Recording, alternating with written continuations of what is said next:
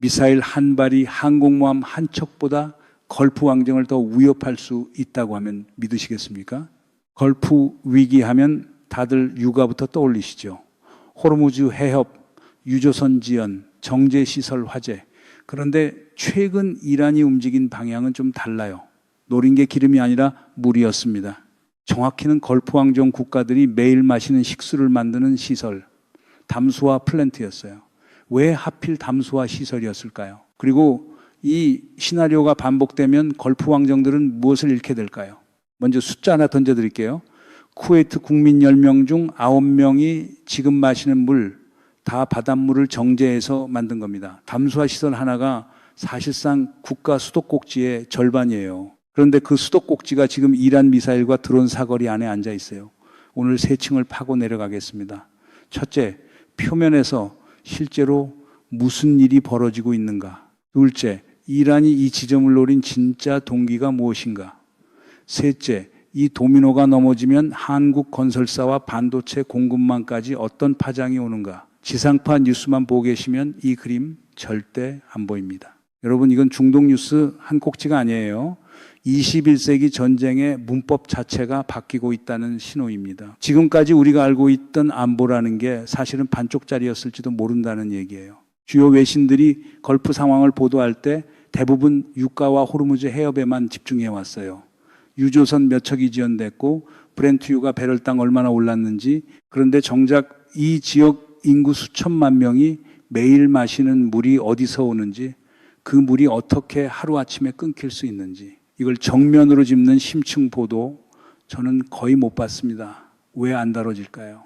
이 각도를 짚는 순간 서방이 지난 50년간 걸프에 팔아온 무기 시스템의 근본 한계가 드러나거든요. 이제부터 그 얘기를 하려고 합니다. 쿠웨이트를 둘러싼 최근 상황부터 정리해보죠. 담수화와 발전 복합시설이 공격을 받았다는 보도들이 나왔는데 정확한 피해 규모와 배후에 대한 공식 확인은 아직 진행 중인 단계예요. 화재가 발생했다는 사실, 국가 차원의 비상 대응 계획이 가동됐다는 사실 정도는 쿠웨이트 정부도 인정한 부분입니다. 이 보도의 세부 진위와 별개로 쿠웨이트 정부가 지금 필사적으로 막고 있는 건 정확히 하나예요. 도미노 효과입니다. 전기 생산 능력이 떨어지면 담수 생산이 줄어들고, 담수가 줄면 저수지 압력이 떨어지고, 그 다음에 배급제 얘기가 나오기 시작합니다. 이게 도미노 순서예요. 그런데 이건 쿠웨이트만의 얘기가 아니에요. 걸프 협력회 6개국 전체가 사실 같은 구조 위에 앉아 있습니다. UAE, 카타르, 바레인, 사우디, 오만, 그리고 쿠웨이트. 이 지역이 어떤 곳이냐면요, 지구상에서 가장 건조한 지역 중 하나예요. 큰 강이 없습니다. 지하수는 대부분 염분화됐거나 이미 고갈 직전이고요. 도시들이 그렇게 크고 화려한데 정작 그 도시들을 유지하는 물은 전부 바다에서 억지로 뽑아 올리는 거예요. 두바이의 마천루, 도하의 스타디움, 리야드의 신도시, 이 모든 게 바닷물 정제 기술 위에 서 있는 겁니다. 그럼 이 담수화 시설이라는 게 뭘 어떻게 만드는 걸까요? 방식은 크게 두 가지예요. 하나는 바닷물을 팔팔 끓여서 수증기만 다시 물로 만드는 방식. 또 하나는 얇은 막의 바닷물을 어마어마한 압력으로 밀어서 소금만 걸러내는 방식. 전문 용어로는 각각 열 증발 방식, 역삼 투합 방식이라고 부릅니다. 어느 쪽이든 결과물은 사람이 마실 수 있는 물이에요. 병원, 학교, 산업시설, 호텔, 심지어 군 기지까지 다 이 물로 돌아갑니다. 그런데 문제는 이 과정에 어마어마한 에너지가 들어간다는 거예요. 발전소가 옆에 붙어 있어야 해요. 그리고 바닷물 취수시설, 정제 플랜트, 저수지, 배수망, 이게 다 하나의 사슬입니다. 여러분, 천리 둑도 개미 구멍 하나에 무너진다잖아요. 이 시설들이 정확히 그 구조예요. 어느 한 지점만 뚫려도 전체 물 공급이 멈춥니다. 쿠웨이트만 90%가 아니에요. 카타르는 사실상 100%, UAE도 80%를 넘고 바레인도 상당 부분을 담수화에 매달려 있어요. 이 정도 의존도면 담수화 시설 몇 개가 며칠간 멈춘다는 건 산업시설 하나 파손된 것과는 차원이 다른 얘기입니다. 그런데 여기서 한 가지 놓치면 안 되는 게 있어요. 이 시설들이 왜 하필 발전소와 나란히 붙어 있느냐? 이게 이란이 노린 진짜 이유의 절반이거든요. 그래서 결론은 뭐냐? 이란이 걸프 국가들 물 끊어서 협상 카드로 쓰려는 거다. 이렇게 정리하고 싶어지죠. 표면적으로는 맞아요. 그런데 이게 이란의 진짜 목적일까요?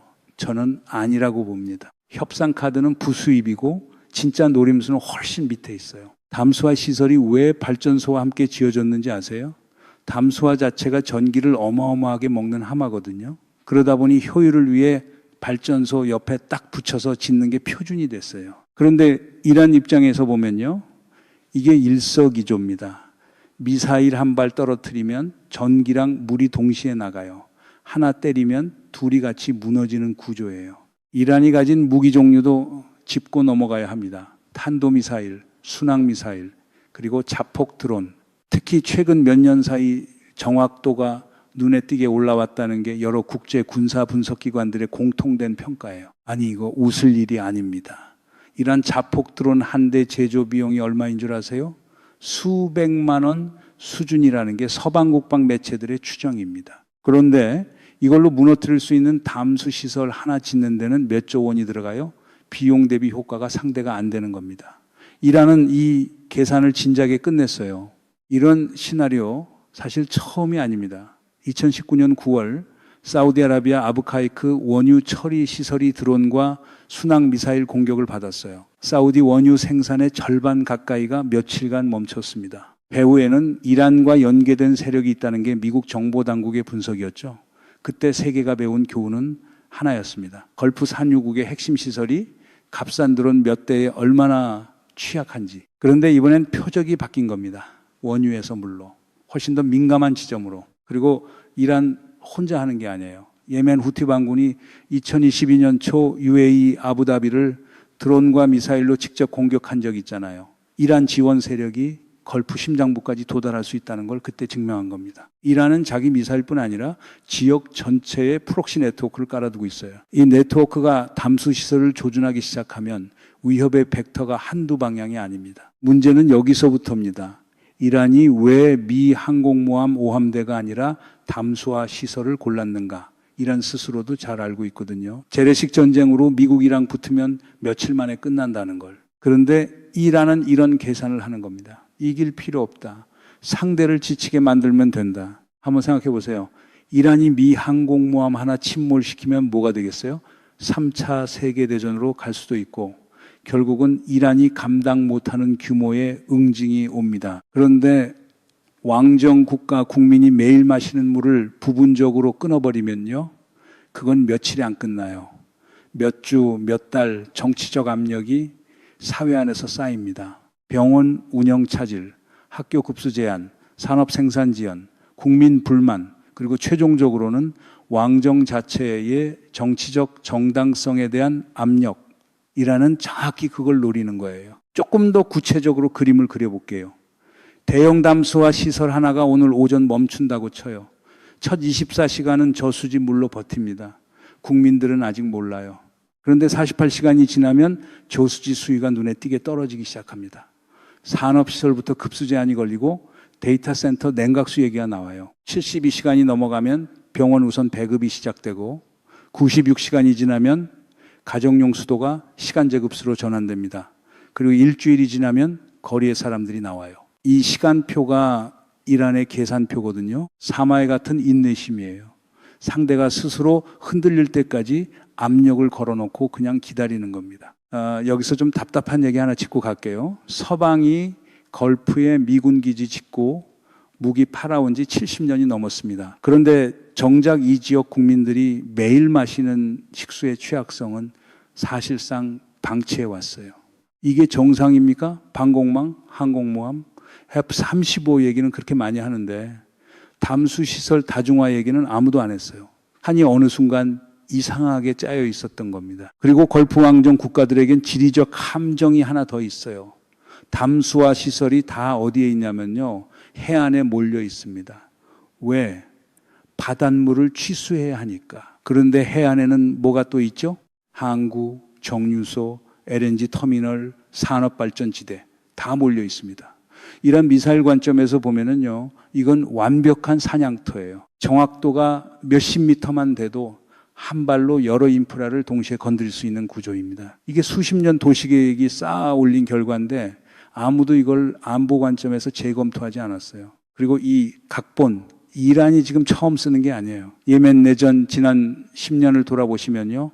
후티 반군과 사우디 주도, 연합군 양쪽 다 상대의 물시설과 발전시설을 반복적으로 겨눴습니다.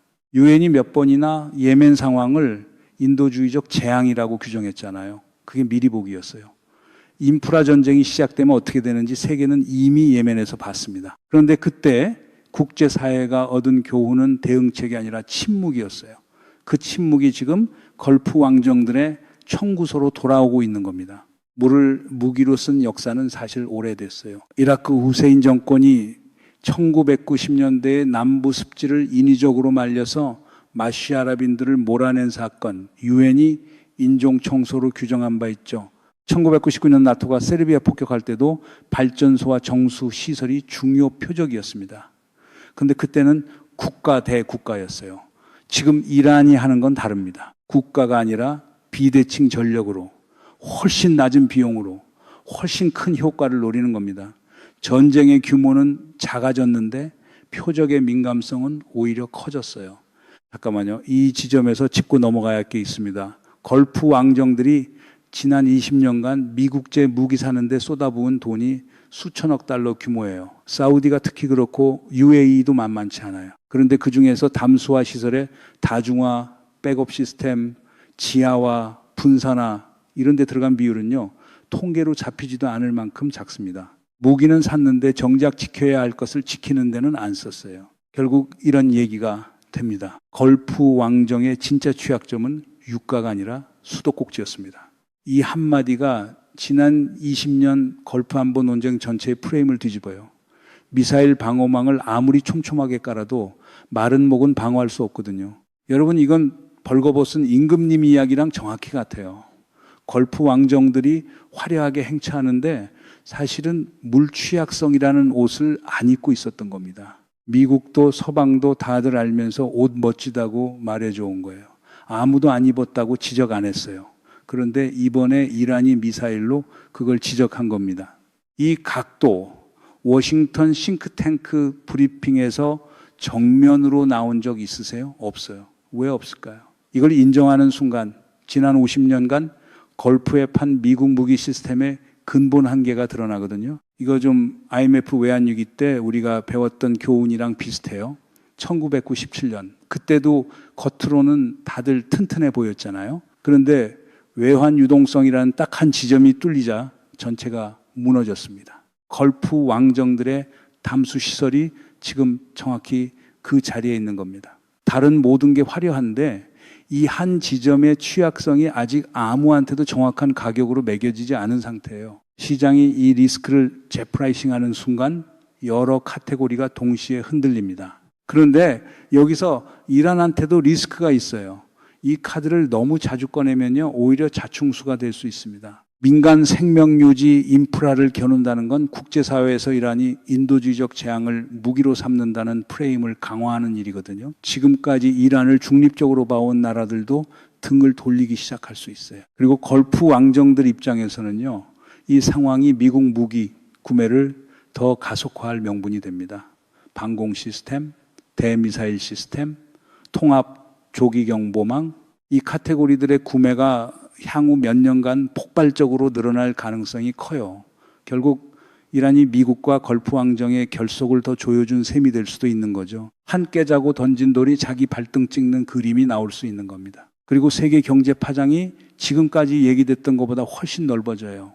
지금까지 걸프 위기는 곧 육아 프리미엄 얘기였잖아요. 그런데 이번에는 새 카테고리가 하나 열립니다. 수자원 안보 리스크의 원자재 시장 재프라이싱, 걸프 왕정들의 정치 불안정 가능성이 원유 공급, 항공 물류, LNG 수출 전반에 도미노 압력을 걸기 시작하는 거예요. 블룸버그가 육아만 보고 있으면 이 리스크의 절반만 보는 겁니다. 나머지 절반은 담수 시설이 다음에 몇 개 더 맞느냐에 달려 있어요. 글로벌 재보험 시장은 사실 이미 조용히 걸프 인프라를 재평가하고 있습니다. 로이드를 비롯한 주요 재보험사들이 지난 몇 년간 페르시아만 해상 운송의 전쟁 위험 프리미엄을 계속 올려왔거든요. 그런데 담수 시설 표적화는 아직 반영이 안 된 세 카테고리예요. 향후 몇 개월 안에 걸프 상업 부동산, 인프라 프로젝트, 기업 보험 전반의 리스크 프리미엄이 조정될 가능성이 큽니다. 이게 시장이 조용히 흐르는 진짜 신호예요. 그리고 여기서 중국 얘기를 안 하고 넘어갈 수 없어요. 이란은 지난 몇 년간 중국과 장기 협력 협정을 체결하면서 관계를 크게 확장해 왔잖아요. 중국은 걸프 산유국에서 원유의 상당 부분을 사가는 최대 고객이기도 하고요. 그러니까 이란이 걸프 인프라를 흔들면요, 중국의 에너지 안보에도 직접적인 파장이 갑니다. 그런데 왜 중국이 이란을 강하게 말리지 않느냐? 이 각도가 정말 흥미로워요. 중국 입장에서는 미국이 걸프에 발이 묶여 있는 상황이 중장기적으로 나쁘지 않거든요. 대만 문제가 걸린 시점에서 워싱턴의 시선을 페르시아만에 붙잡아두는 건 베이징의 전략적 이익하고 겹치는 부분이 있는 겁니다. 그리고 한국이 이 얘기랑 무관하냐? 전혀 아닙니다. 한국 건설사들이 지난 20년간 걸프 지역에서 담수화 플랜트 프로젝트를 대거 수주해 왔거든요. 두산에너빌리티가 UAE와 사우디의 여러 대형 프로젝트를 수행해 왔고, 삼성 엔지니어링과 현대건설도 이 시장의 핵심 플레이어들이에요. 그러니까 우리가 지어준 시설이 지금 이란 미사일 사거리 안에 앉아 있는 겁니다. 한국 원유 수입의 상당 부분도 걸프에서 와요. 반도체 공급망의 물류 라우팅도 이 지역을 거칩니다. 그리고 이 지역에 상주하는 한국 근로자가 상당 규모예요. 게다가 한국방산도 이 지역에 이미 깊이 들어가 있어요. 2022년 UAE가 우리 천공지대공 미사일 시스템을 대규모로 사갔거든요. 한국방산 역대 단일 최대 수출 계약 중 하나였죠. 그 계약이 왜 성사됐는지 지금 이 상황 보시면 답이 나옵니다. UAE는 이런 시나리오를 이미 몇 년 전부터 준비하고 있었던 거예요. 천궁이 왜 이 지역에서 통했느냐. 미국제 패트리엇하고 성능은 비슷한 수준인데 가격 조건이 훨씬 유연하고 유지보수 계약이 걸프 왕정들 입장에서 다루기 편했다는 게 방산 전문가들 얘기입니다. 그리고 한국 방산이 여기서 갖는 이점이 하나 더 있어요. 우리는 북한이라는 미사일 위협을 60년 넘게 정면으로 상대해 온 나라잖아요. 방공 노하우가 실전 상황 속에서 검증됐다는 서사가 걸프 왕정들 입장에서는 상당히 매력적일 수 있는 겁니다. 사우디, 카타르, 바레인도 순차적으로 방공 시스템 업그레이드를 고민 중이라는 게 방산업계 얘기예요. 이란 미사일이 담수 시설을 정말 조준하기 시작하면요, 이 흐름이 폭발적으로 가속됩니다. 이 각도 한국 지상파 뉴스에서 정면으로 짚는 걸 보신 적 있으세요? 저는 못 봤습니다. 그런데 이 각도로 짚는 순간 한국 방산 수출이 걸프 방공 시장에 진입할 수 있는 지점이 정확히 보이거든요. 그럼 걸프 왕정들은 앞으로 뭘 할 수 있을까요? 사실 선택지가 몇 개 없어요. 첫째, 담수화 시설을 지하화하거나 분산화해서 표적 밀도를 낮추는 것. 둘째, 저수지 용량을 몇 배로 늘려서 완충 시간을 확보하는 것. 셋째, 방공망을 지금보다 훨씬 촘촘하게 까는 것. 그런데 이 세 가지 다 몇 년, 아니 몇십 년 걸리는 프로젝트예요. 이란 미사일 사거리 안에서 지금 당장 이걸 다 할 수 있는 나라는 없습니다.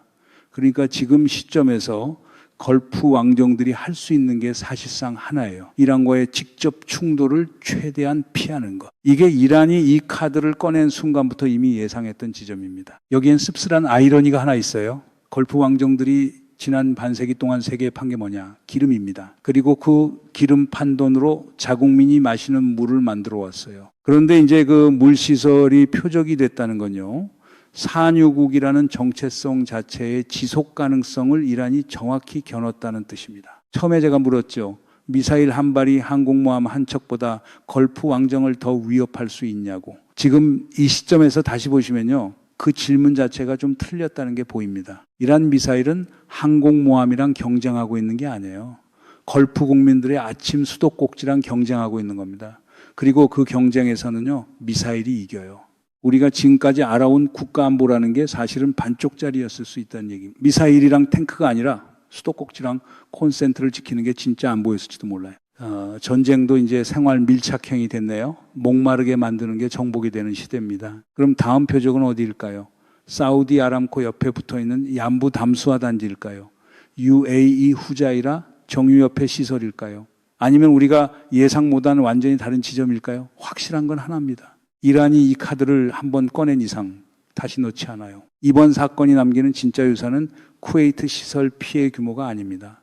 21세기 전쟁이 어디로 향하는지 그 방향을 확정지은 사건이라는 겁니다. 앞으로는 어느 국가든 물, 전기, 데이터 센터, 해저 케이블이 첫 번째 타격 대상이 될 거예요. 군인이 아니라 인프라가 최전선입니다. 이 채널에서는 이런 각도 계속 짚어드립니다. 구독하고 알림 설정해 두시면 다음 편에서 더 깊게 파고 내려갈 수 있어요.